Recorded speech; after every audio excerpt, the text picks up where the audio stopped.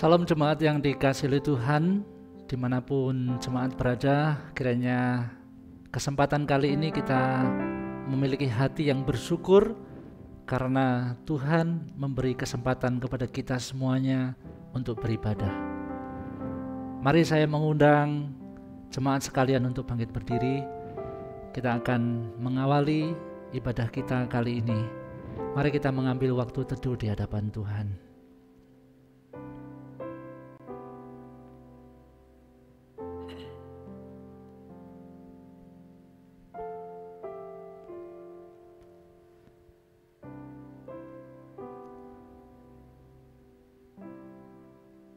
Terima kasih untuk anugerah-Mu Tuhan. Terima kasih untuk kasih setia-Mu. Saat ini kami menghampiri tahta-Mu yang kudus. Semua juga karena anugerah-Mu. Tuhan, kami mau menyerahkan ibadah ini dari awal sampai akhirnya ke dalam tangan kuasa Tuhan. Dan kami meyakini pertolongan kami datangnya dari Allah Bapa, Allah Putra dan Allah Roh Kudus. Tuhan, kami membuka ibadah ini di dalam nama Tuhan Yesus Kristus. Kiranya segala kemuliaan hormat hanya bagi Engkau. Amin. Silakan duduk kembali. Bersyukurlah kepada Tuhan sebab Dia baik, bahwasanya untuk selama-lamanya kasih setianya. Kita tahu bahwa kasih Allah begitu besar dan tidak dapat dibandingkan dengan apapun juga di dalam dunia ini.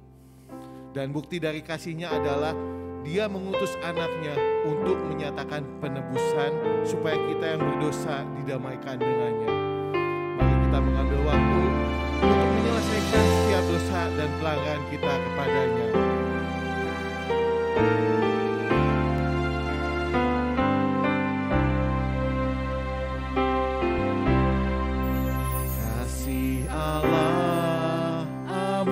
Besar dan tak dapat kulukiskan, lebih tinggi dari bintang, lebih dalam dari lautan.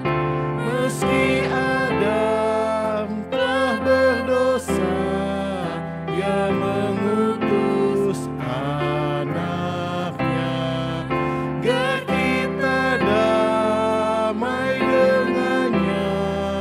Dosa diampuninya.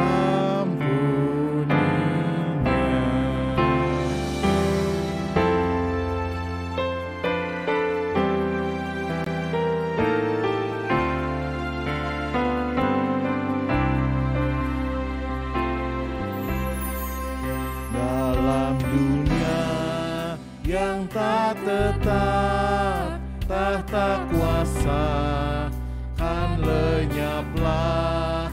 Manusia menolak firman, berpaling pada berhala. Kasih Allah tak terduga dan teramat besar, menyatakan penebusan bagi orang berdosa.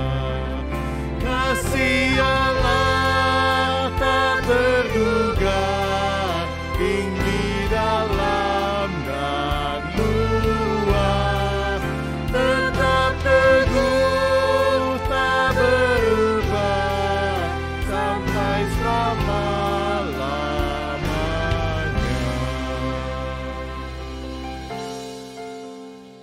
Akan tetapi Allah menunjukkan kasih-Nya kepada kita oleh karena Kristus telah mati untuk kita ketika kita masih berdosa. Mari kita ambil waktu untuk menyerahkan setiap dosa kita ke dalam tangan Tuhan.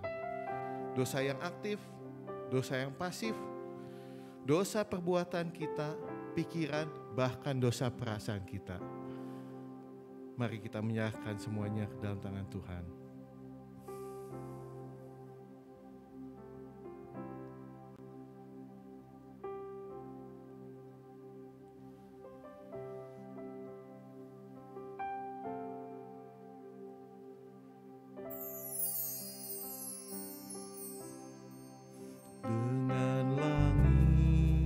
sebagai kertas, batang pohon sebagai pena, air laut sebagai dawat, tiap orang penulisnya tak mungkin akan menuliskan kasih Allah yang besar.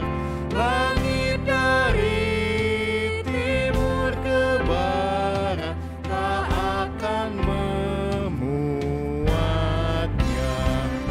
Kasih Allah tak terduga, tinggi dalam dan luas, tetap teguh tak berubah sampai selama-lama. Kasih Allah, kasih Allah tak terduga, tinggi dalam dan luas, tetap teguh tak berubah sampai selama-lamanya, sampai selama-lamanya. Mari kita berdoa. Tuhan, pada saat ini kami datang menghadap hadirat-Mu yang kudus ya Tuhan. Kami sadar kami adalah manusia yang berdosa yang tidak layak ya Tuhan. Seringkali kami melakukan kesalahan, bahkan dengan sengaja melanggar perintah-perintah-Mu. Atau seringkali kami mengabaikan setiap perintah-Mu dan tidak melakukan apa-apa ya Tuhan. Kami sadar itu semua menyakiti hati-Mu ya Tuhan. Kami juga mau menyerahkan setiap tindakan kami, setiap pikiran kami, bahkan perasaan kami yang seringkali iri, dengki terhadap orang lain ya Tuhan. Kami menyerahkan semuanya itu hanya ke dalam tangan-Mu ya Tuhan. Dan kami tahu darah-Mu yang kudus sanggup menyucikan itu semua. Sehingga setiap kami bisa dilayakkan untuk menghadap hadirat-Mu, untuk memuji, memuliakan nama-Mu. Terima kasih ya Tuhan. Dalam nama Yesus kami berdoa dan mengucap syukur. Amin. Jemaat sekalian, saya undang untuk bangkit berdiri. Kita akan mengikrarkan pengakuan iman rasuli yang berbunyi demikian. Aku percaya kepada Allah, Bapa yang Maha Kuasa, Khalik langit dan bumi, dan kepada Yesus Kristus, anaknya yang tunggal Tuhan kita, yang dikandung dari Roh Kudus, lahir dari anak darah Maria, yang menderita sengsara di bawah pemerintahan Pontius Pilatus, disalibkan, mati dan dikuburkan, turun ke dalam kerajaan maut. Pada hari yang ketiga, bangkit pula dari antara orang mati, naik ke surga, duduk di sebelah kanan Allah, Bapa yang Maha Kuasa, dan dari sana Ia akan datang untuk menghakimi orang yang hidup dan yang mati. Aku percaya kepada Roh Kudus, gereja yang kudus dan am, persekutuan orang kudus, pengampunan dosa, kebangkitan tubuh, dan hidup yang kekal. Amin. Mengucap syukurlah dalam segala hal, sebab itulah yang dikehendaki Allah di dalam Kristus Yesus bagi kamu. Kasih Allah tak berkesudahan. Mari kita terus memuji Dia karena selalu baru setiap hari. Amin.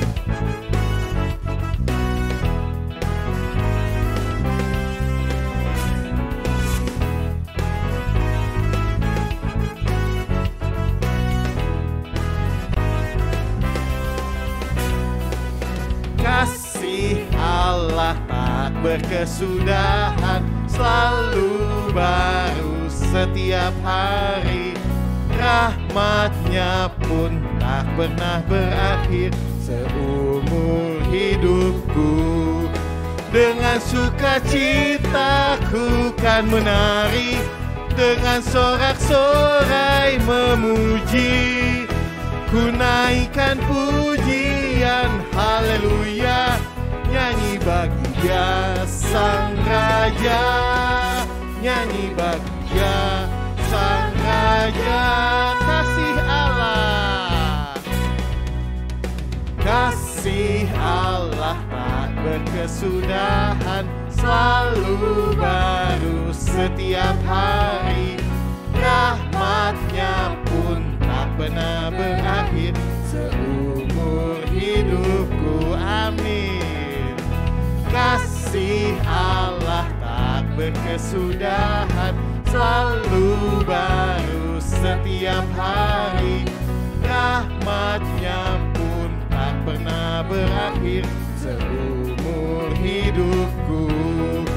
Dengan sukacita ku kan menari, dengan sorak-sorai memuji. Ku naikkan pujian, haleluya, nyanyi bagi Dia Sang Raja, nyanyi bagi Dia Sang Raja. Selamanya. Puji Tuhan, kasih Allah memang begitu luar biasa dalam hidup kita. Mari kita bersama-sama bersukacita, menari, memuji, dan meninggikan Dia. Haleluya. Dengan sukacita ku kan menari, amin. Dengan sorak-sorai memuji, ku naikkan pujian, haleluya, nyanyi bagi Dia Sang Raja. Dengan sukacita ku kan menari, dengan sorak-sorai memuji, ku naikkan pujian, haleluya, nyanyi bagi Dia Sang Raja, nyanyi bagi Dia Sang Raja, nyanyi bagi Dia Sang Raja. Selamanya.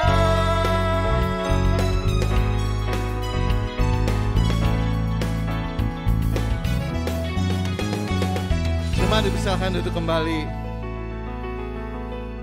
Sebagai respon atas kasih Allah bagi kita semua, kita sepatutnya mencintai Tuhan.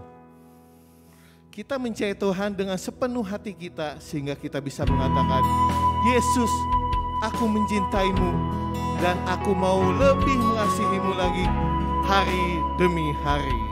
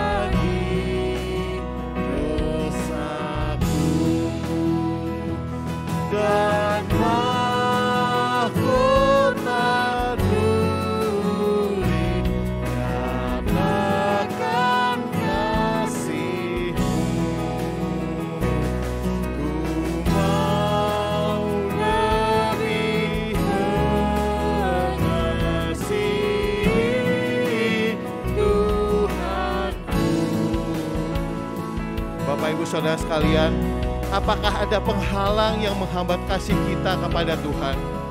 Apakah harta kita? karir kita, atau kesenangan duniawi kita. Mari kita tinggalkan semua sehingga kita bisa lebih mengasihi Tuhan sampai seumur hidup kita.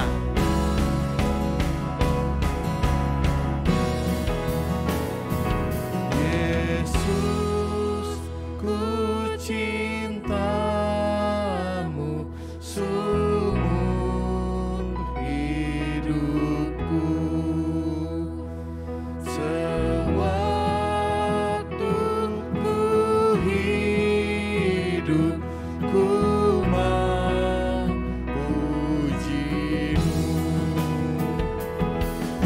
Ajalku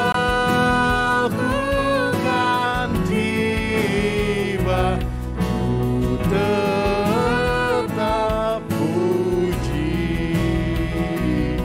Ku mau lebih mengasihi Tuhanku.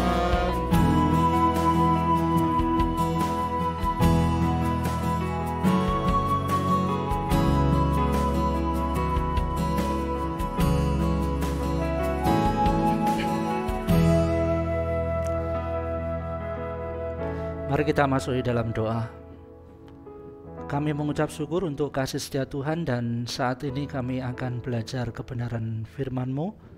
Mari Tuhan yang menolong kami, memampukan kami mengerti uraian firman-Mu, dan terlebih memampukan kami melakukan dalam kehidupan kami hari lepas hari. Terima kasih, di dalam nama Tuhan Yesus kami berdoa dan mengucap syukur. Amin. Salam Bapak Ibu yang dikasihi oleh Tuhan. Hari ini kita akan belajar firman Tuhan dengan satu tema, bebas dari berhala Mamon. Ayat yang akan kita baca nanti 1 Timotius 6 ayat 6 sampai dengan yang ke-10. Tapi sebelum kita membaca firman Tuhan, saya menampilkan sebuah kalimat yang pernah diucapkan oleh seorang hamba Tuhan yang cukup terkenal, Billy Graham. Dia pernah mengatakan demikian: jika seseorang bersikap lurus terhadap uang, maka itu akan membantu meluruskan hampir setiap bidang lain dalam kehidupannya. Saya ulang ya. Jika seseorang bersikap lurus terhadap uang, itu akan membantu meluruskan hampir setiap bidang lain dalam kehidupannya. Saudara-saudara yang dikasihi oleh Tuhan, setiap orang percaya itu memiliki sikap yang berbeda-beda terhadap uang, terhadap harta benda, gitu ya. Dan cara pandang atau bagaimana menyikapi terhadap uang dan harta pada diri seseorang itu akan berpengaruh terhadap hal-hal lain di dalam kehidupan orang itu. Terhadap keluarganya, terhadap pekerjaannya, terhadap relasinya dengan sesama, itu akan dipengaruhi oleh bagaimana orang tersebut bersikap terhadap uang. Bahkan di dalam ibadah pun. Saya kasih contoh misalkan begini. Dalam beribadah, orang Kristen yang menjadikan uang itu sebagai tujuannya, ya, beribadah menjadikan uang sebagai tujuannya, maka dorongan untuk mendapatkan berkat itu akan muncul lebih kuat daripada dia beribadah karena meresponi anugerah Allah. Orang yang memiliki pandangan atau orang yang bertujuan uang sebagai tujuan utama dalam ibadah, maka dia akan beribadah itu hanya untuk mendapatkan sesuatu, dalam tanda kutip berkat dari Tuhan, bukan untuk meresponi keselamatan. Nah, saudara-saudara yang dikasihi oleh Tuhan, mari saya mengajak kita membaca firman Tuhan dari 1 Timotius pasal yang ke-6 ayat yang ke-6 sampai dengan yang ke-10. 1 Timotius pasal yang ke-6 ayat 6 sampai dengan yang ke-10. Mungkin LCD bisa dibantu saya. Oke, nah ini. Saya bacakan untuk kita semua. Memang ibadah itu kalau disertai rasa cukup, memberi keuntungan besar. Sebab kita tidak membawa sesuatu apa ke dalam dunia. Dan kita pun tidak dapat membawa apa-apa keluar. Asal ada makanan dan pakaian, cukuplah. Tetapi mereka yang ingin kaya, terjatuh ke dalam pencobaan, ke dalam jerat, dan ke dalam berbagai-bagai nafsu yang hampa, dan mencelakakan yang menenggelamkan manusia ke dalam keruntuhan dan kebinasaan. Ayat yang ke-10, karena akar segala kejahatan ialah cinta uang. Sebab oleh memburu uanglah beberapa orang telah menyimpang dari iman dan menyiksa dirinya dengan berbagai-bagai duka. Amin.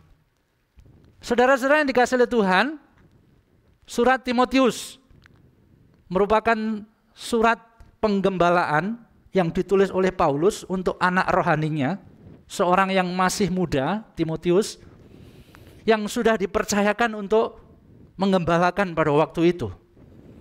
Tapi yang terjadi pada waktu itu adalah banyak sekali tantangan yang dihadapi oleh Timotius. Salah satunya adalah berkaitan dengan sikap terhadap uang. Banyak guru-guru palsu pada waktu itu yang dalam tanda kutip menjual Injil itu demi keuntungan pribadinya. Beberapa orang pada waktu itu, guru-guru palsu pada waktu itu, seolah-olah mereka melakukan sesuatu yang rohani. Seolah-olah mereka melakukan sesuatu yang benar, baik.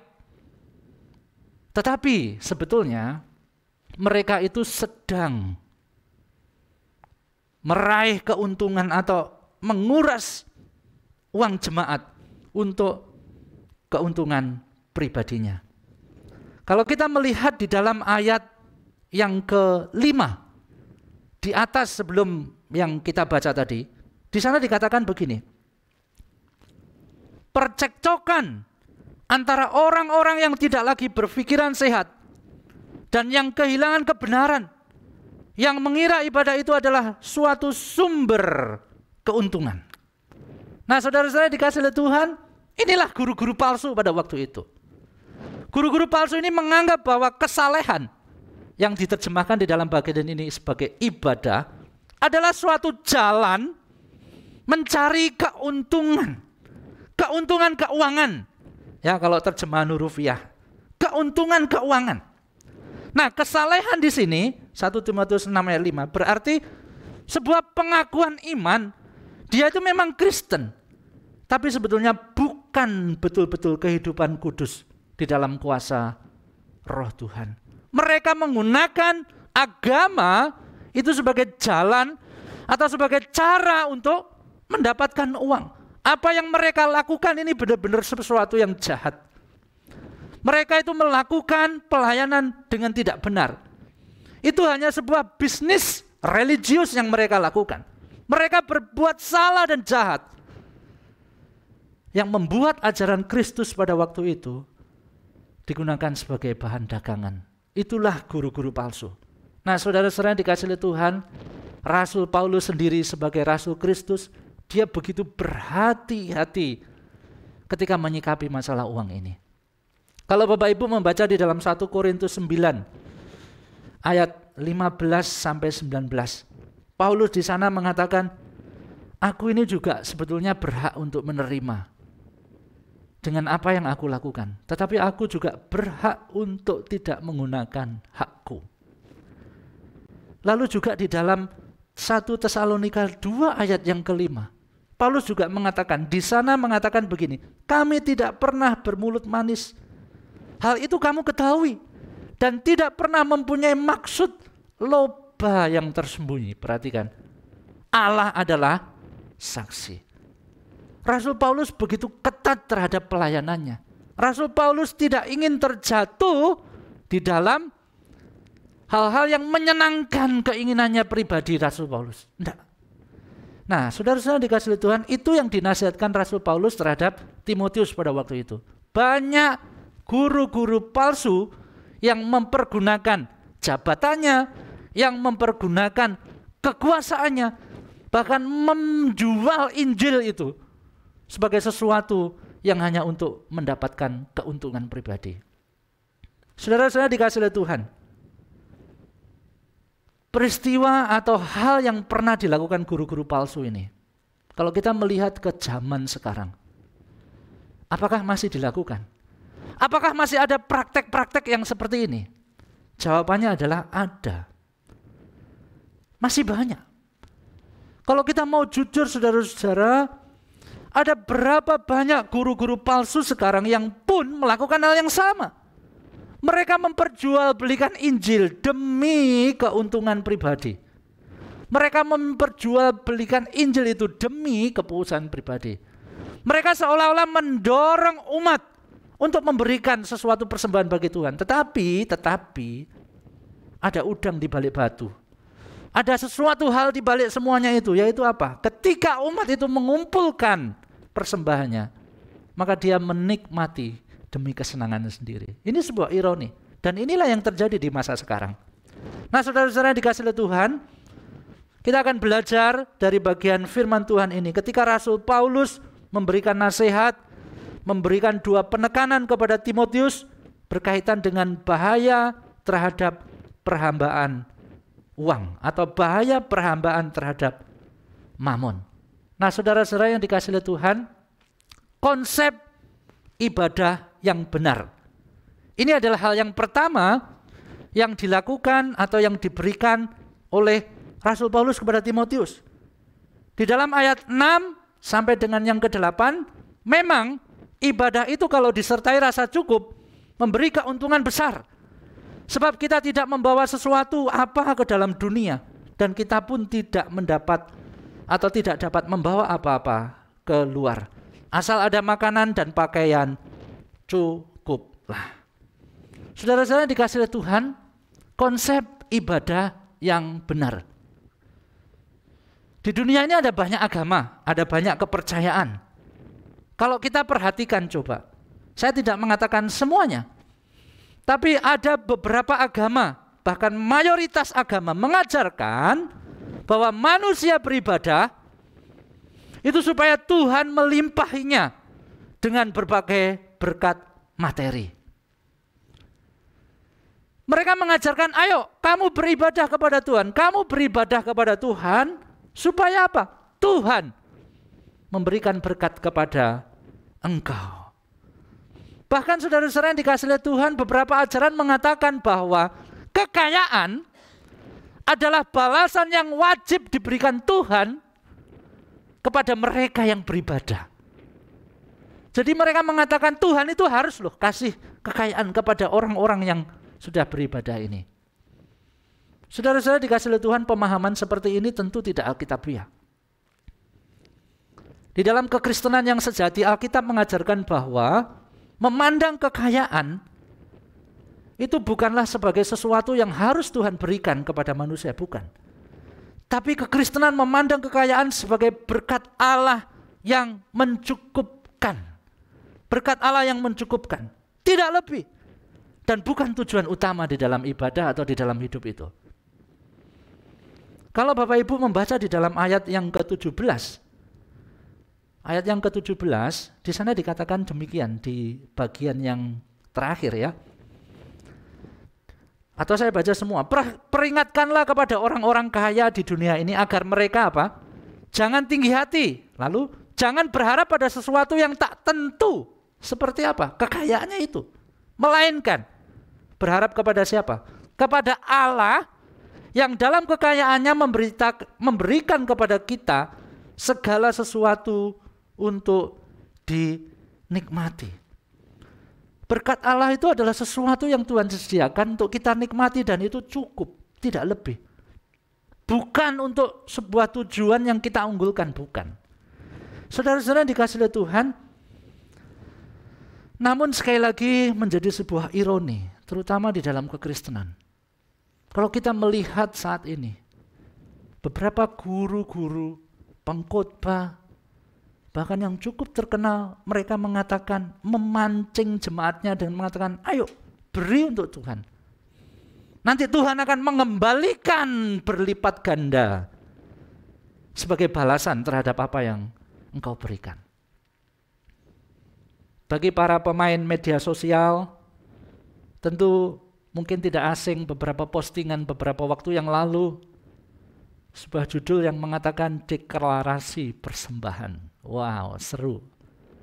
Ketika saya melihat postingan ini, saudara-saudara, saya menyimpulkan Tuhan itu hanya diperalat. Tuhan itu hanya diperalat. Kita itu memberikan sesuatu kepada Tuhan itu seperti kita itu menyuap Tuhan. Seperti kita menusukkan sesuatu ke keranjang, lalu keranjang itu terbelah, lalu kita mendapatkan hasil semua dari keranjang itu. Sepertinya kita itu menyogok Tuhan. Ayo Tuhan, aku kasih kamu 10, nanti balik ke aku 100 ya Tuhan. Begitu. Nah saudara-saudara dikasih oleh Tuhan, ini yang terjadi di masa sekarang ini. Saudara-saudara, ketika kita memberikan konsep yang benar terhadap peribadahan, seharusnya hal-hal demikian tidak ada. Kita harus menyadari bahwa ketika kita hidup beriman, itu bukan supaya kita mendapatkan imbalan. Justru sebaliknya, kita hidup beriman. Karena apa? Karena Allah sudah terlebih dahulu menyatakan kasih-Nya kepada kita. Kita beriman bukan supaya Tuhan memberikan. Bukan. Tuhan sudah memberikan. Kita beriman bukan supaya kita ini mendapatkan imbalan. Bukan. Tetapi kita beriman karena Tuhan sudah terlebih dahulu menyatakan kasih-Nya kepada kita. Maka adalah kesesatan jika ada pengajaran atau ada orang yang mengatakan bahwa dengan memberi ini, memberi itu, berbuat begini, berbuat begitu, maka Tuhan akan melipat gandakan. Yang benar aja saudara-saudara. Firman Tuhan tidak pernah mengatakan demikian. Saudara-saudara yang dikasihi oleh Tuhan, di dalam ayat yang ke-6, di sana demikian ya. Sejatinya ibadah itu akan membawa kita untuk melihat apa yang diperbuat oleh Tuhan. Bukan apa yang kita perbuat. Ibadah itu akan membawa kita melihat bagaimana kuasa Tuhan tentang kehidupan. Melihat bagaimana Allah sudah melakukan karyanya bagi kita dan itu adalah cukup bagi kita. Dan ketika kita melakukan itu, melihat itu, maka ada ucapan syukur yang kita kerjakan di dalam ibadah kita. Bukan mengharapkan Tuhan melipat gandakan, bukan. Tapi itu sebagai ucapan syukur kepada kita. Saudara-saudara yang dikasihi oleh Tuhan, sikap mencukupkan diri tidak tergantung pada keadaan. Tapi mencukupkan diri itu lebih kepada sikap hati. Ketika kita melihat berkat-berkat yang Tuhan sudah berikan. Sekali lagi, mencukupkan diri itu tidak tergantung pada keadaan. Tapi lebih melihat kepada sikap hati, lebih kepada sikap hati ketika melihat apa sih yang Tuhan sudah berikan kepada kita. Saudara-saudara dikasihi oleh Tuhan, mencukupkan diri itu juga merupakan bukti bahwa kita ini memiliki iman kepada Tuhan. Di mana kita belajar untuk percaya dan mengandalkan Tuhan di dalam segala hal. Belajar mencukupkan diri. Saudara, kalau kita mau jujur ya, kita ini mau dikasih uang berapapun itu pasti habis. Mau dikasih uang 1 juta, bisa cukup, bisa habis, bisa kurang. Mau dikasih uang 100 juta, bisa cukup, bisa habis, bisa kurang. Mau dikasih uang 1 miliar pun, itu bisa cukup, bisa habis, bisa kurang. Kita tidak akan pernah merasa, kita akan merasa kurang terus kalau kita tidak pernah merasa cukup. Mau 1 juta, mau 100 juta, mau 1 miliar pun, Kalau kita tidak merasa cukup, maka kita akan merasa, aduh ini ya kurang terus, habis lagi, kurang terus, habis lagi. Nah saudara-saudara yang dikasihi oleh Tuhan, Paulus menegaskan ya, kecukupan itu adalah sesuatu yang sangat penting. Mensyukuri apa yang Tuhan sudah berikan dan kita berusaha menggantungkan hidup kepada Tuhan. Saudara-saudara yang dikasihi oleh Tuhan, Rasul Paulus memberikan sebuah gambaran. Asal ada makanan, pakaian sudah cukup. Asal ada makanan, pakaian sudah cukup. Tidak perlu kemewahan. Nah, maksudnya apa sih? Apakah kita tidak perlu menikmati hal-hal lain? Bukan. Apakah kita tidak boleh menikmati hasil jerih lelah kita, keringat kita, bekerja kita ini? Bukan itu. Tetapi yang Paulus ingin katakan itu begini. Ketika di situ dikatakan asal ada makanan, pakaian sudah cukup. Paulus ingin mengatakan begini, apa yang Tuhan sudah diberikan kepada engkau, itu nikmati. Itu sudah cukup kok. Tuhan tahu apa yang engkau butuhkan, Tuhan tahu apa yang engkau perlukan. Suatu saat memang kalau engkau membutuhkan hal-hal penting dalam kehidupanmu, Tuhan pasti akan memberikan bagi engkau. Nah saudara-saudara dikasihi oleh Tuhan, tapi yang terjadi adalah kadang-kadang kan orang itu menyalahartikan apa yang Tuhan berikan. Misalkan di dalam hal makanan misalkan. Hidup untuk makan atau makan untuk hidup? Hidup untuk makan atau makan untuk hidup? Hidup ini untuk makan, jadi selama kamu hidup, ya mau makan terus. Atau makan untuk hidup, ya udah yang penting makan, cukup, sehat, lalu hidup.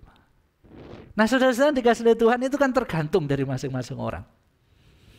Bahkan beberapa orang itu ada yang begitu mencondongkan hatinya kepada harta yang fana ini dibanding dengan kehidupan yang kekal. Rasa-rasanya seperti harta itu mau dibawa mati saja kalau bisa. Tadi saya memberikan sebuah perumpamaan tentang 4 sekawan ya. Salah satu di antaranya mau meninggal saudara.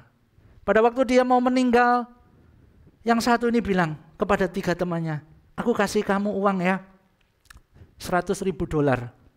Tolong nanti kalau aku mati, tolong uang $100.000 ini taruhan di samping jenazahku. Lalu biar ikut di dalam pemakamanku. Setelah dia ngomong begini saudara-saudara, benar dia meninggal sungguhan. Lalu teman yang pertama, dia mulai berpikir pada waktu mau menaruh uang $100.000 ini. Dia pikir begini, rasanya kok sayang ya, kalau tak taruh semua. Sementara di luar sana ada orang yang kelaparan, anak yatim piatu. Ya sudahlah, kalau begitu aku taruh separuhnya saja. $50.000 tak taruh. Lalu teman yang kedua juga mulai berpikir begitu. Aduh, rasanya uang ini lebih perlu kalau digunakan untuk menolong para janda itu yang bingung dengan perekonomiannya. Lalu akhirnya dia menaruh hanya $40.000. $60.000 dia berikan kepada orang-orang yang membutuhkan. Lalu teman yang ketiga, dia bertanya kepada 2 temannya yang sudah melakukan hal tersebut. Kamu sudah melakukan pesennya teman kita yang sudah meninggal tadi. 2 orang yang sudah melakukan tadi yang tidak memberikan semuanya mulai bingung. Enggak lah, uangnya yang tadi sebagian aku berikan ke anak yatim piatu. Lalu yang bilang satunya, enggak, yang sebagian aku berikan ke para janda.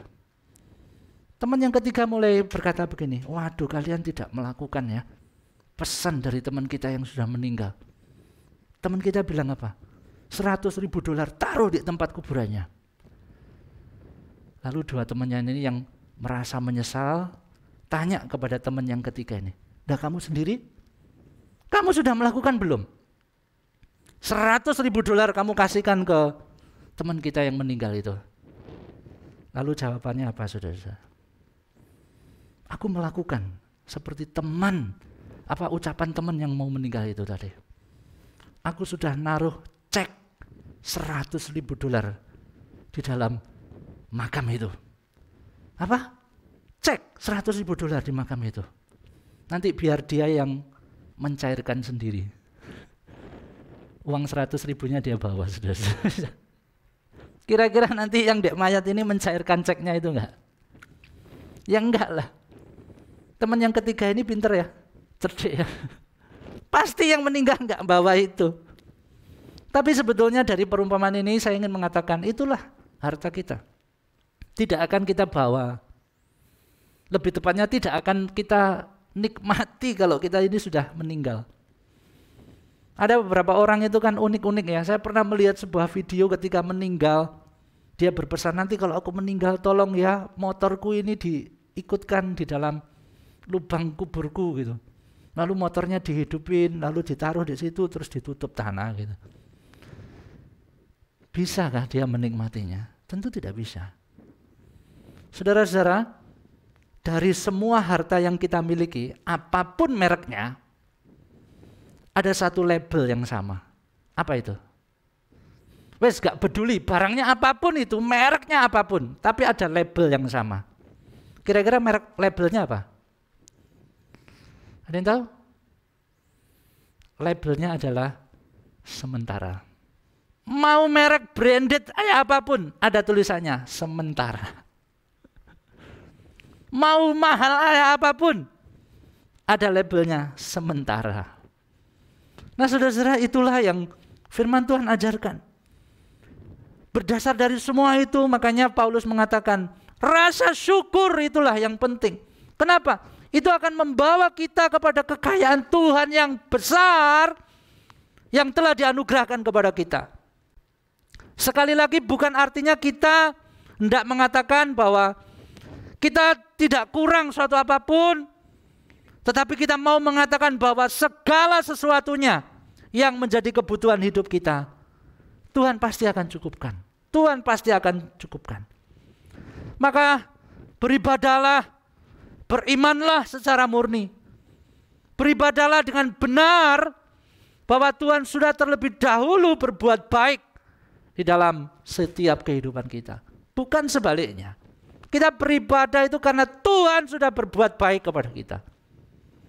Bukan mengharapkan Tuhan, balaslah apa yang aku lakukan. Bukan. Nah itu yang pertama saudara-saudara, penekanan mengenai konsep ibadah. Lalu yang kedua adalah penekanan mengenai uang. Atau konsep yang benar tentang uang. Nah Paulus ya di dalam bagian ini saya katakan Paulus itu tidak sedang menentang orang kaya. Karena ada beberapa orang kaya yang hidupnya benar dan mendukung pelayanan. Dan itu sah-sah saja. Ada Lydia dari Tiatira misalkan. Dia adalah seorang perempuan yang kaya raya pada waktu itu. Karena dia penjual kain ungu. Dan kain ungu ini kain yang cukup mahal pada waktu itu. Jadi saya yakin bukan sembarangan orang yang bisa menjual barang ini. Tentu dia adalah orang yang sangat kaya. Dan Paulus pada waktu itu juga mencatat ini orang-orang yang mendukung. Paulus tidak sedang menentang orang kaya. Ada orang-orang kaya yang memang hidupnya benar dan untuk kemuliaan Tuhan. Itu luar biasa. Menjadi kaya itu tidak salah. Tetapi saudara-saudara, hati yang dikuasai oleh kekayaan jelas tidak berkenan kepada Allah. Menjadi kaya tidak salah, tapi hati yang dikuasai, yang diperbudak dengan kekayaan, itu jelas tidak benar di hadapan Allah. Paulus tidak sedang mengatakan bahwa uang adalah dosa atau kekayaan adalah dosa. Tidak. Uang itu pada dirinya sendiri itu adalah sesuatu yang netral, itu berkat Tuhan. Uang itu seperti pisau yang bisa digunakan untuk memasak sesuatu yang enak. Tapi pisau juga bisa digunakan untuk mencelakai orang, betul? Uang dan pisau sama saja, sangat berguna dalam situasi tertentu jikalau kita menggunakan dengan tepat dan hati-hati. Saudara saya dikasih oleh Tuhan, Paulus sekali lagi sedang berbicara keras tentang kecintaan kepada harta. Paulus sedang berbicara keras kepada orang-orang yang menganggap uang atau harta itu sebagai tujuan utama. Bagaimana sikap dan cara menggunakan uang, itulah yang harus diperhatikan. Paulus memberitahu kita bahwa keinginan akan uang akan menipu, dan pada akhirnya saudara-saudara itu akan menghancurkan. Dan ironinya itu bukan hanya jemaat yang bisa tersesat seperti itu, namun bahkan hamba-hamba Tuhan pun bisa terjerumus di dalam godaan ini. Saudara-saudara yang dikasihi oleh Tuhan, sebuah artikel yang pernah saya baca mengatakan demikian, saudara-saudara. Motif beberapa pemimpin Kristen di dunia begitu tercemar oleh kecintaan akan uang, sehingga yang terjadi adalah kejahatan atau penggelapan uang gereja itu diperkirakan mencapai sekitar 37 miliar dolar per tahun di seluruh dunia. 37 miliar dolar itu kalau dikurskan kurang lebih 500 triliun rupiah. 500 triliun rupiah itu banyak Bapak Ibu. 500 triliun rupiah itu kalau mau dibelikan dawet itu orang seprovinsi bisa renang mungkin kali ya. Karena saya waktu melihat membandingkan itu anggaran APBD satu provinsi itu kurang lebih ya sekitar 300-an, 250. Nah kalau ini 500 miliar berarti itu anggaran bisa untuk sekitar 2 provinsi untuk membangun. Itu banyak sekali saudara. Dan ini terjadi. Ironi bukan? Pemimpin gereja yang seharusnya membawa umat kepada Tuhan, yang seharusnya membawa umat untuk mensyukuri berkat Tuhan, tapi justru menyalahgunakan hal ini. Makanya saudara-saudara, Martin Luther itu pernah mengatakan demikian ya. Sebuah artikel mengutip perkataan Martin Luther itu mengatakan demikian. Ada 3 pertobatan yang harus dilalui seseorang, yang harus diperlukan oleh seseorang. Yang pertama, ya Martin Luther ngomong, pertobatan hati. Yang kedua, pertobatan pikiran. Yang ketiga, pertobatan dompet katanya begitu. Saudara kenapa? Karena ini menjadi sesuatu yang penting. Hati sudah bertobat, pikiran sudah bertobat. Tetapi kita ketika dompet itu belum bertobat, orang bisa terjatuh di dalam seperti guru-guru palsu ini. Menyalahgunakan. Nah saudara-saudara, ada 3 fase ketika seseorang terjatuh dalam perhambaan. Secara cepat kita akan melihat. Kalau Bapak Ibu melihat di dalam bagian ini tadi ayat 9-10, itu ada hasrat di sana. Dikatakan ingin kaya. Lalu juga ada cinta uang ayat yang ke-10. Lalu ada penipuan di sana. Ada jerat ayat 9. Lalu ada berkeliaran atau menyimpang di dalam ayat yang ke-10. Lalu di paling akhir ditegaskan di sana ada kehancuran. Kehancuran dan kebinasaan itu ayat 9. Lalu ayat yang ke-10 dikatakan menjauhi iman. Menusuk dirinya sendiri dengan banyak rasa sakit atau hal-hal yang duka. Nah mari kita perhatikan satu persatu ini. Hasrat, tipuan, dan kehancuran ini. Yang pertama saudara-saudara, keinginan. Hasrat untuk mengejar kekayaan itu tentu sangat jelas firman Tuhan katakan itu adalah akar dosa. Cinta uang itu ibarat akar yang kuat yang menyebar kemana-mana. Hampir semua jenis kejahatan itu pangkalnya ada di sana. Makanya tadi di awal tadi saya katakan sikap seseorang terhadap keuangan jikalau sudah lurus, maka dia akan bisa mengatur di bidang-bidang yang lainnya. Saudara-saudara, cinta uang, bukan uangnya loh ya, cinta uangnya ini, itu seperti akar yang mempengaruhi seluruh kehidupan. Nah saudara saya dikasihi Tuhan, apa yang dimaksud oleh Paulus dengan cinta uang? Apakah yang dia maksud adalah salah kalau kita ini menikmati hal-hal materi? Apakah kita berdosa jika kita membeli dan benar-benar menikmati sesuatu yang Tuhan berikan kepada kita? Tentu bukan itu saudara-saudara. Bukan itu yang Paulus maksudkan. Paulus sendiri di dalam ayat 17 yang tadi sudah saya katakan, Tuhan itu menyediakan berkat dengan limpahnya segala sesuatu untuk kita nikmati. Berarti Paulus setuju Kalau kita ini menikmati berkat Tuhan, ya enggak apa-apa. Nah, kalau begitu apa yang dimaksud dengan cinta uang? Nah ini saudara-saudara, cinta uang itu adalah sebuah keputusan atau keinginan yang kuat untuk mengejar kekayaan demi kepuasan pribadi dan kemewahan. Nah ini yang dimaksud dengan cinta uang, saudara-saudara. Ya. Ada satu keinginan yang kuat atas satu hasrat, atau di dalam terjemahan lain dikatakan ada satu nafsu yang begitu menguasai seseorang sehingga orang itu pengen kaya. Kaya sendiri tidak masalah, tapi ketika seseorang itu pengen kaya dan itu untuk kenikmatan diri sendiri, maka itulah yang keliru.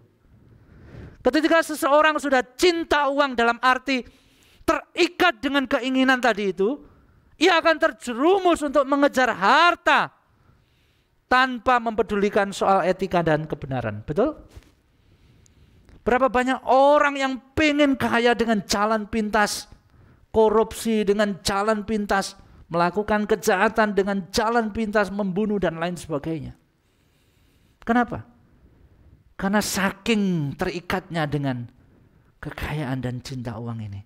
1 Yohanes 2:16 mengatakan semua yang ada di dalam dunia, yaitu keinginan daging dan keinginan mata serta keangkuhan hidup bukanlah berasal dari Bapa, melainkan dari dunia. Orang yang memburu, itu di dalam bahasa Yunaninya itu oregomenoi, itu adalah satu sifat orang itu merindukan, begitu ya, memiliki hasrat yang kuat, meraih cita-cita, begitu. Nah kata yang sama itu seperti pada waktu 1 Timotius 3 ayat 1 mengatakan beberapa orang di antara kalian itu ada yang merindukan untuk menjadi penatua. Itu merupakan satu keinginan batin yang sangat kuat. Nah orang yang memburu uang itu adalah orang yang seperti ini.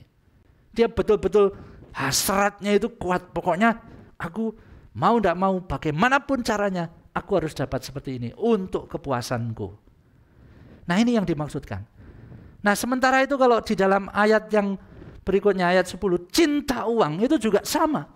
Itu penekanannya pada sebuah perasaan atau hasrat atau hati yang benar-benar aku pengen terus dengan si uang ini.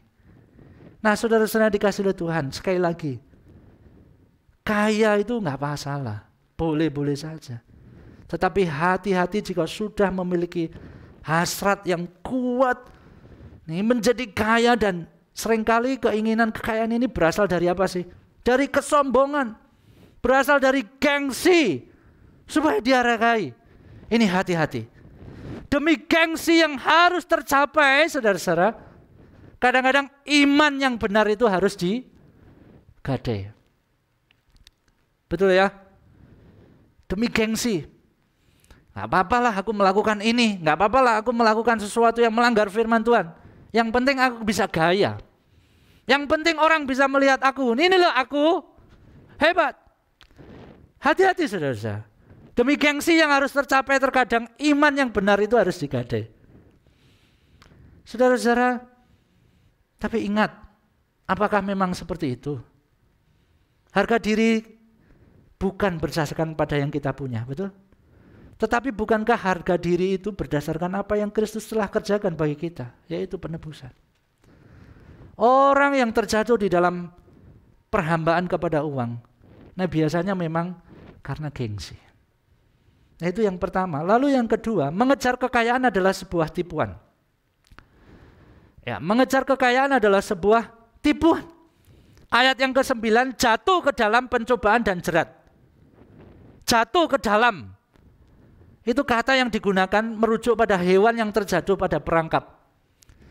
Dia itu melihat di depan rasanya tidak ada apa-apa. Oke, dia jalan aja.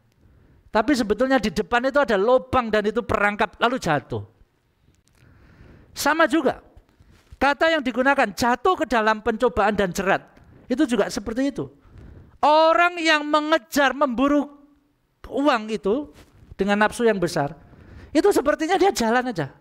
Nggak apa-apa, ini normal kok. Tapi dia tidak sadar ketika dia jatuh di dalam jerat ya. Sesuatu yang tersembunyi yang tidak terduga dia akan alami. Lalu ayat yang ke-10, menyimpang dari iman. Itu tersesat dari kebenaran. Yang seharusnya lurus, tapi orang bisa belok ke kanan, belok ke kiri, atau mungkin malah berputar arah. Saudara-saudara yang dikasihi oleh Tuhan, mengejar kekayaan itu adalah sebuah tipuan. Uang itu seperti cinta, memang bisa memberi kebahagiaan. Tapi bukan kebahagiaan yang sejati. Tapi kadang-kadang uang itu juga seperti maut yang menimbulkan apa? Kecemasan pada seseorang. Sekali lagi saudara-saudara, kebahagiaan yang sejati itu bukan dari harta, tetapi dari Tuhan. Kalau kita mau jujur, uang bisa membeli makanan, betul? Tapi uang bisa membeli nafsu makan nggak? Nggak bisa.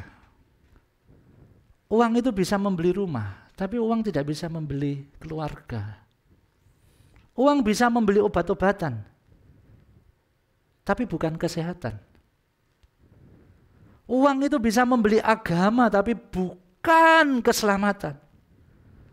Uang itu bisa mengurus paspor dan kita bisa pergi kemana-mana. Tapi kecuali satu, pergi ke surga. Uang tidak dapat membawa kebahagiaan sejati. Karena uang tidak dapat mendamaikan kita dengan Tuhan dan orang lain. Yang bisa melakukan itu hanya satu, Kristus Yesus. Melalui kematiannya di atas kayu salib, yang dapat mengampuni dosa-dosa kita. Hanya Kristus yang dapat menghancurkan keegoisan di dalam diri kita saat kita menobatkan Yesus sebagai Tuhan yang berkuasa atas hidup kita. Hanya Kristus yang mampu mengatasi itu semua. Permasalahan dosa manusia terbesar yaitu dosa. Itu tidak dapat diselesaikan dengan uang. Hanya pengorbanan Kristus di atas kayu salib. Ketika kita datang ke kayu salib, kita belajar untuk mematikan keegoisan kita. Kita belajar mematikan keinginan kita. Ketika kita datang ke kayu salib, kita memohon kepada Tuhan untuk membentuk kita dan menopang kita, saudara-saudara. Dan inilah yang Tuhan inginkan dalam kehidupan kita. Saudara-saudara yang dikasihi oleh Tuhan, hal yang ketiga, bukan hanya hasrat, bukan hanya ada tipuan, tetapi juga ada kehancuran. Kehancuran. Ayat yang ke-9, di sana dikatakan menenggelamkan manusia ke dalam keruntuhan dan kebinasaan. Lalu ayat 10, telah menyimpang dari iman dan menyiksa dirinya dengan berbagai-bagai duka. Saudara, menarik sekali kata menenggelamkan manusia. Itu kata yang sama itu di Lukas 5 ayat 7, seperti perahu yang penuh dengan ikan yang mulai tenggelam, ya. Perahu itu yang kelebihan muatan itu dapat tetap mengapung di laut yang tenang. Dia bisa ngapung. Tetapi ketika ada ombak, maka dia akan segera tenggelam. Kenapa? Dia tidak kuat karena sudah hampir jatuh. Nah, saudara-saudara dikasihi oleh Tuhan, ketika perahu itu jatuh, maka dia akan sampai ke dasar dan sudah sirna, sudah nggak tertolong. Nah, demikian juga dengan penggunaan kata di sini. Orang yang menginginkan kejahatan, menginginkan uang, itu menenggelamkan dia, manusia itu ke dalam keruntuhan dan kebinasaan. Nggak bisa apa-apa lagi. Seseorang yang mengejar kekayaan, itu mungkin kita melihat, oh dia baik-baik saja. Tapi saudara-saudara, suatu saat ada tantangan, ada krisis, maka dia pasti akan hancur. Dia tidak dapat hidup setiap hari dengan mempercayai Tuhan. Dia tidak memandang kepadanya. Jadi ketika sesuatu terjadi sudah hancur. Nah, itulah uang yang membawa orang kepada kehancuran. Saudara-saudara dikasihi oleh Tuhan, orang yang mengejar kekayaan itu menyimpang dari iman, tersesat. Ya, tersesat jauh, semakin jauh dari iman yang benar. Nah saudara-saudara, mengejar kekayaan, sekali lagi, tampak seperti jalan pintas menuju kebahagiaan. Namun sebenarnya ujungnya adalah hilang harapan dan iman. Anda akan jatuh. Anda akan segera jatuh dari iman, tersesat dan bingung. Nah saudara saya dikasih oleh Tuhan, inilah 3 hal respon terhadap uang. Hati-hati ada hasrat, hati-hati ada tipuan, dan hati-hati ada kehancuran. Apakah kita mau seperti itu? Tentu tidak. Kita bukan lagi hamba uang, tapi kita ini hamba Tuhan. Kita itu anak-anaknya Tuhan. Kita bukan mengabdi kepada mamon, tapi kita mengabdi kepada Tuhan. Kita tidak bisa di tengah-tengahnya. Tidak bisa. Kita diberi pilihan, kamu mau mengabdi Tuhan atau mengabdi mamon. Itu saja. Tidak ada yang lain. Nah sebagai penutup saudara-saudara, saya ingin mengajak kita membaca di dalam Matius 6 ayat 24. Tak seorang pun dapat mengabdi kepada 2 tuan. Karena jika demikian ia akan membenci yang seorang dan mengasihi yang lain. Atau ia akan setia kepada yang seorang dan tidak mengindahkan yang lain. Kamu tidak dapat mengabdi kepada Allah dan kepada mamon. Mari kita tunduk kepala. Mari kita merenungkan seperti apa hidup kita di hadapan Tuhan. Bagaimana kita menyikapi harta, uang yang Tuhan berikan kepada kita. Mungkin kita akan berkata, saya bukan orang yang kaya. Saya aman dari godaan ini. Tapi ingat, untuk cinta uang, orang tidak perlu menjadi kaya. Siapapun dapat tergoda dan terjatuh. Tapi biarlah firman Tuhan pada saat ini mengingatkan kita untuk kembali kepada kebenaran. Menempatkan Kristus sebagai Raja, menempatkan Kristus sebagai penguasa dalam hidup kita. Tuhan, terima kasih untuk firman-Mu, mengingatkan kami kembali bagaimana kami menyikapi harta atau uang yang Tuhan berikan pada kami. Biarlah kami boleh mempergunakan dengan tanggung jawab, kami boleh mensyukuri dengan apa yang Tuhan berikan. Dan biarlah melalui apa yang Tuhan titipkan dalam kehidupan kami, nama-Mu dimuliakan Tuhan. Ampuni jikalau kami seringkali menyeleweng dan jatuh di dalam perhambaan uang. Kami mohon pertolongan-Mu Tuhan yang akan memampukan kami untuk kami menjadi hamba yang setia, hamba Engkau saja Tuhan, yang senantiasa turut dan taat kepada Engkau. Di dalam nama Tuhan Yesus, Juru Selamat kami yang hidup, kami berdoa. Amin.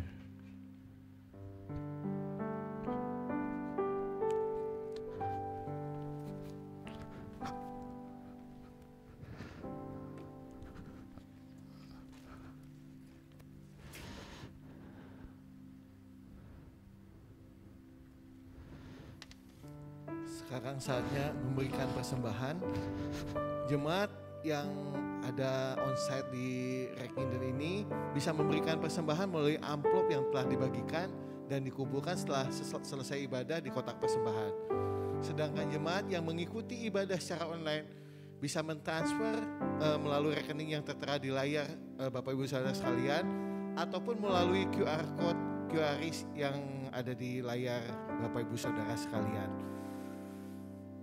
Nats persembahan pada minggu ini adalah selagi dicobai dengan berat dalam berbagai penderitaan, sukacita mereka meluap, dan meskipun mereka sangat miskin, namun mereka kaya dalam kemurahan. Mari mempersembahkan yang terbaik untuk kemuliaan nama Tuhan. Kita memberikan dengan penuh sukacita, beri terbaikmu.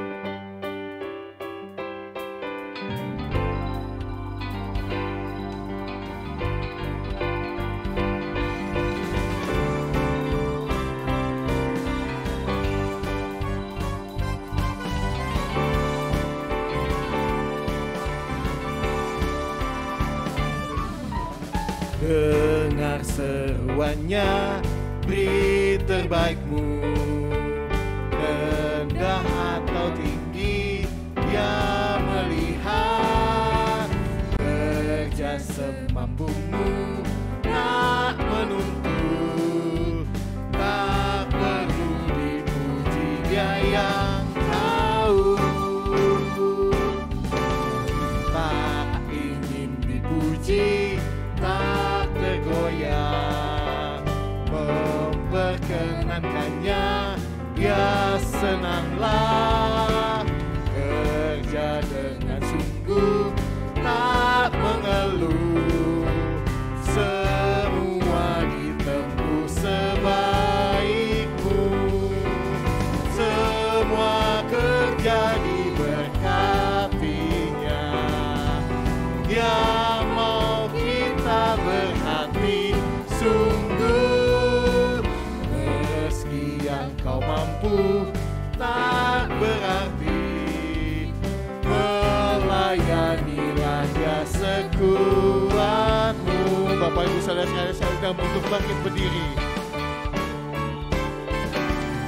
Hari kan berlalu dengan pesat, bekerjalah cepat, Dia akan uji.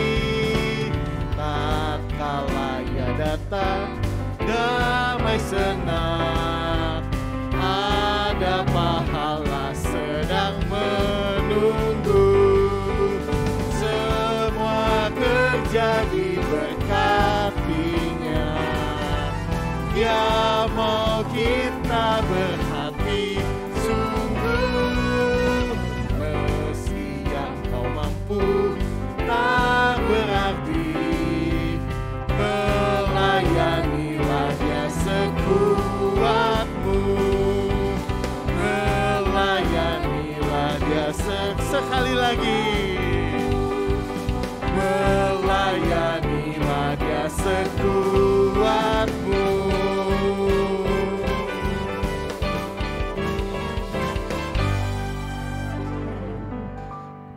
Mari kita menyerahkan persembahan kita ke dalam tangan Tuhan, dan kita juga berdoa untuk beberapa pokok doa syafaat. Tuhan, kami mengucap syukur untuk kesempatan yang Tuhan berikan bagi kami memberikan persembahan bagi Engkau. Tuhan, biarlah ini menjadi persembahan yang harum di hadapan Engkau. Kami berdoa menyerahkan Tuhan untuk para pengurus gerejamu di tempat ini, biarlah mengelola persembahan ini dengan penuh tanggung jawab dan takut akan Tuhan. Dan biarlah melalui persembahan ini nama Tuhan dimuliakan. Tuhan, kami juga berdoa menyerahkan bangsa negara kami yang saat ini sedang menghadapi pandemi COVID dan belum usai. Kami terus memohon belas kasihan Tuhan yang akan menolong bangsa ini dengan segala daya upaya menyelesaikan atau menjaga persebaran ini tidak meluas. Kami berdoa biarlah Tuhan yang menolong. Seluruh masyarakat Indonesia biarlah juga memiliki kesadaran untuk menerapkan protokol kesehatan dengan tertib, dengan benar. Kami berdoa juga Tuhan, dengan vaksinasi yang terus dilakukan, biarlah ini juga boleh berjalan dengan baik. Bahkan seluruh masyarakat Indonesia boleh menikmati vaksin ini dan ada kekebalan imunitas yang tinggi melalui vaksin ini. Kami juga berdoa Tuhan pada saat ini untuk saudara-saudara kami yang sedang lemah tubuh. Ada beberapa di antara mereka yang sedang isolasi terpadu maupun isolasi mandiri. Tuhan, biarlah Engkau yang akan memberikan kekuatan kepada mereka. Engkau yang akan menolong mereka. Tuhan, Engkau memberkati mereka dengan damai sejahtera-Mu. Biarlah ketenangan hati, sukacita tetap mereka rasakan, dan itu membuat imunitas yang meningkat dan mempercepat pemulihan kesehatan mereka. Kami berdoa menyerahkan untuk obat-obatan, makanan, minuman. Tuhan, pakai semuanya untuk menjadi sarana kesembuhannya Tuhan. Terima kasih. Kami juga berdoa menyerahkan kami semua yang masih sehat ini Tuhan. Kiranya Engkau juga terus menolong kami Berikan hikmat kepada kami untuk kami terus menjaga kesehatan, melakukan protokol kesehatan dengan baik. Tuhan, terima kasih. Kami menyerahkan ya Tuhan doa kami ini ke dalam tangan kuasa Engkau. Di dalam nama Tuhan Yesus, Juru Selamat kami yang hidup, kami berdoa dan mengucap syukur. Amin. Silakan duduk kembali, kita akan melihat warta gereja. Halo jemaat sekalian, welcome to Reform Exodus Community. This is our church, this is our home. Kami ucapkan selamat datang bagi Anda yang baru bergabung hari ini. Jika Anda ingin terhubung dengan komunitas tertentu direct atau ingin didoakan, jangan ragu untuk menghubungi kontak berikut ini. Selamat bagi Anda yang berulang tahun di minggu ini. Kiranya kasih, iman, dan pengharapan Anda semakin dikuatkan di dalam Kristus melalui topangan Roh Kudus. Mari luangkan beberapa menit untuk mendoakan dan mengucapkan selamat kepada jemaat REK yang akan berulang tahun di minggu depan. Mari bergabung dalam doa pagi setiap Sabtu pukul 5:30 pagi. Bagi Anda yang belum tergabung dalam grup WhatsApp, silahkan mendaftar di link berikut ini untuk mendapatkan link Zoom.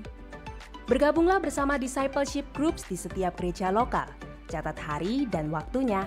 Di tengah pandemi ini, mari kita bersama-sama bersekutu dan bertumbuh dengan sesama.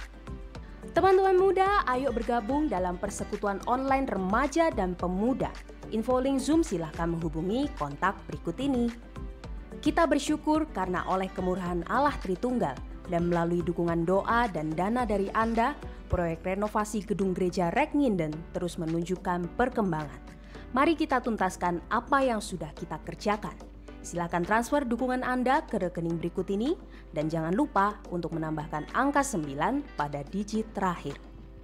Shalom jemaat REK sekalian, sebagaimana kita ketahui, angka persebaran virus dalam beberapa hari terakhir ini terus meningkat. Saya sebagai gembala senior dari gereja REK ingin mengumumkan beberapa hal.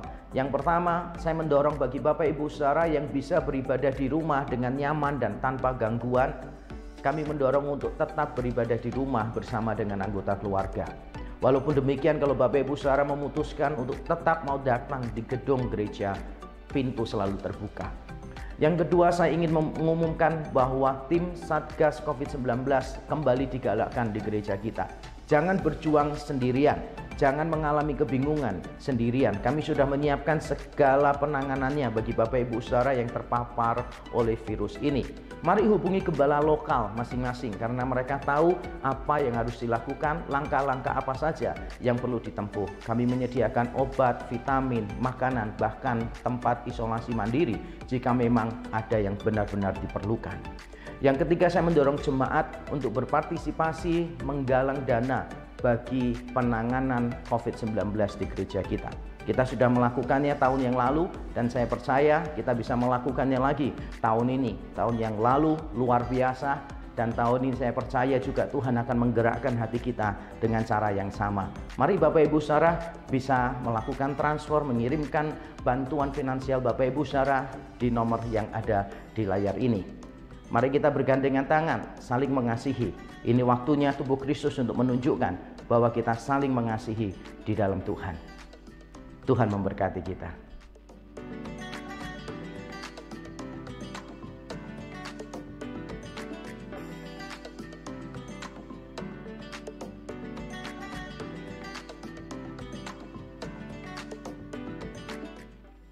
Demikianlah informasi untuk minggu ini.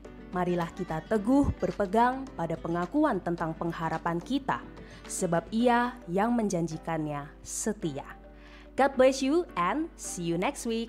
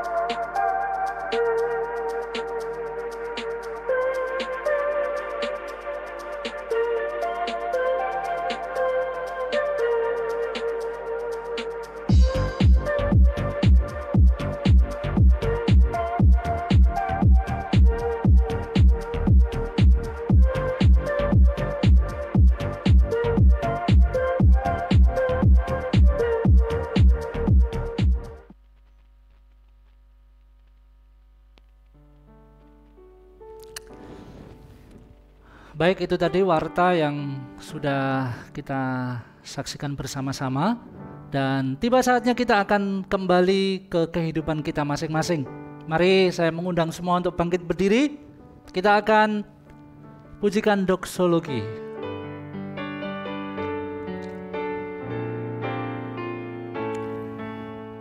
Puji Allah Bapa Putra, puji Allah Roh Kudus, ketiganya yang esa, pohon selamat, sumber berkah.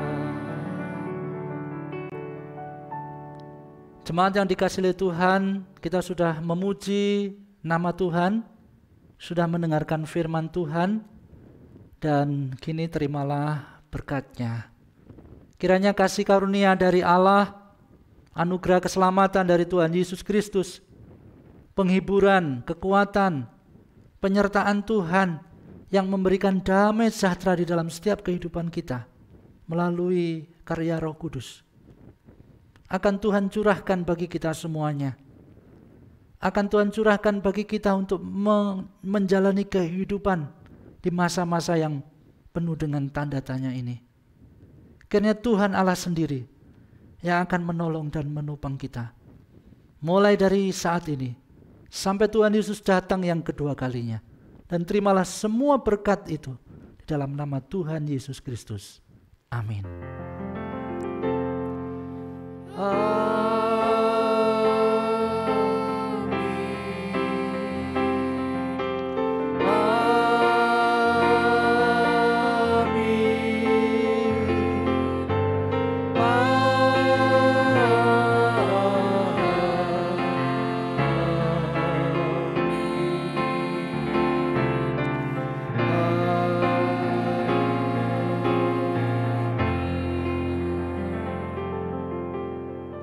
Ibadah selesai, silahkan mengambil waktu teduh. Tuhan Yesus memberkati dan tetap jaga kesehatan.